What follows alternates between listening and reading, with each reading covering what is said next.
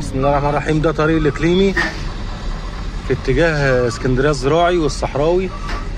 دي طلعت بالبيس شغاله، الناحيه التانيه واقفه لسه. النهارده الاربع 19 يوليو 19/7 لسه واقفه. الاتجاه اللي جاي من اسكندريه الزراعي واسكندريه وناحيه واتجاه بنا، انما اللي رايح بقى العكس هو اللي شغال. دي طبعا طريق زحمه اهو، عشان في لجنه قدام، عشان تقريبا بيوقفوا النقل التقيل.